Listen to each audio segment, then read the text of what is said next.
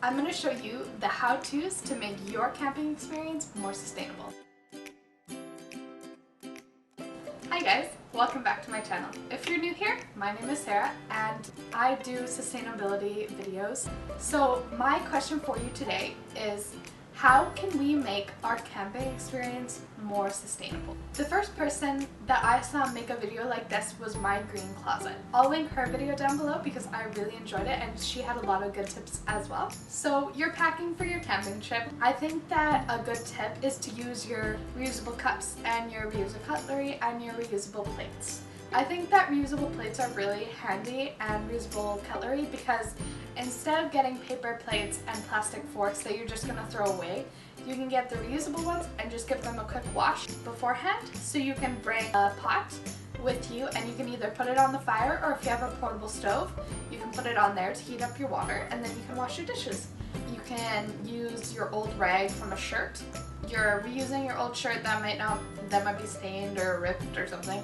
So you can just use that to wash your plates and it'll save you room from getting a big thing of paper towel. You can just use rags instead to wash your plates. What you can also do is to get a big jug of water. It is a plastic jug, but you can keep reusing it and keep reusing it every camping trip.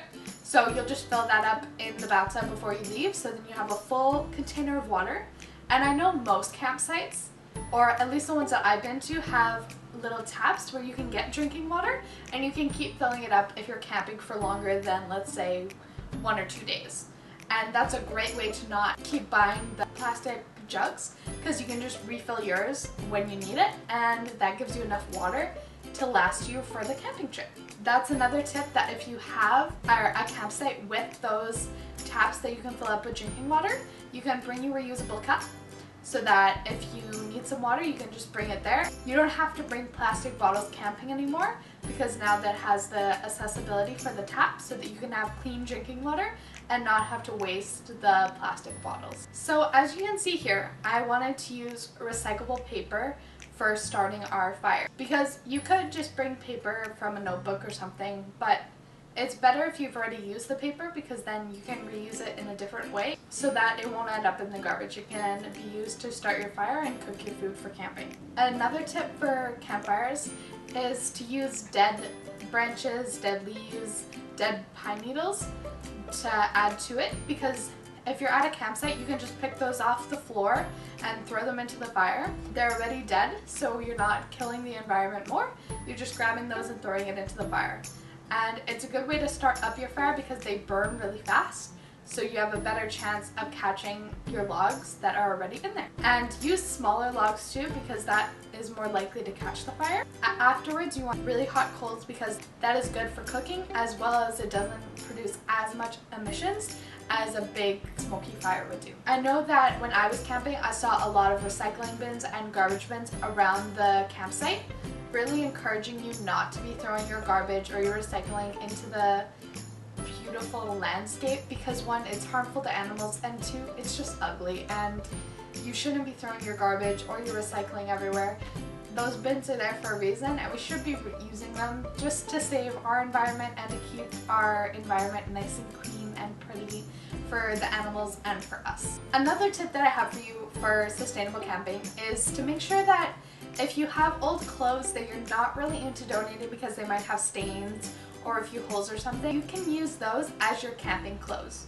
Because when you're camping, you're gonna get dirty, you're probably gonna get some fire marks on your clothes, and if you use the old clothes, then you're using them for longer and you're not gonna get your newer clothes messed up and dirty. You can just use your old ones the whole time. That'll allow you to have your wardrobe continue and be reused over and over again instead of buying new items because they got wrecked while you're camping. Another tip is, if you live in Canada, we tend to have really cold weather even if it's August, and you know, we go camping on August 26th and it's freezing cold. So my tip is, instead of buying a heater or something for your tent, you can carry lots of sleeping bags and make sure that you wear lots of layers while you're sleeping. This will save the energy from using the heater and your power in case you're using the power from your car or something. And if you're bundled up enough, you should be fine because even 2 sleeping bags is good. You can make sure that you find the sleeping bags that are good for the temperature that you're going to be in. I know that ours is about +6, but I've also seen that are +10. So make sure that you look at the sleeping bags that you're getting so that you can keep warm enough without having to use the heater in your tent. So pack warm socks, make sure that you pack all that stuff that you need for cold camping. Because if you live in Canada, you know what's up. Another tip that I have for you is make sure that if you see wildlife, you just watch it from afar, maybe take some pictures, but please don't approach them. I know that when we were at our campsite, there was a lot of squirrels running around, and they're very comfortable with people, but you don't want to be feeding them because that'll make them even more comfortable, and that could be harmful for them, especially if we're talking about more dangerous animals such as bears or even cougars or mountain lions, depending where you are. You keep your distance. You are in their territory. They make the rules, and we should let them live their own life and let us live our own life. It's not good if the animals feel comfortable with us in their natural habitat. Another tip is that if you're camping and somewhere is really far away from your campsite, let's say you're camping and the lake is a little farther away, I suggest not driving. You can walk, or if you brought your bike, you can bike to the lake, because that'll save the emissions from your car and it'll get you more exercise and just enjoy the beautiful surroundings around you when you're camping.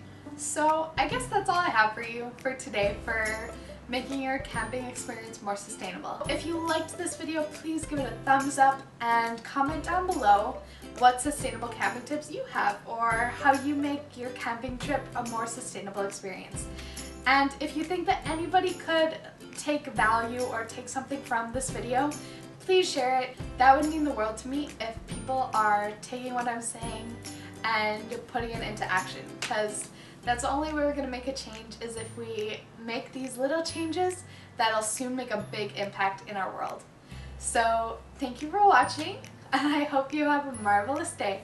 Bye, we'll see you next time.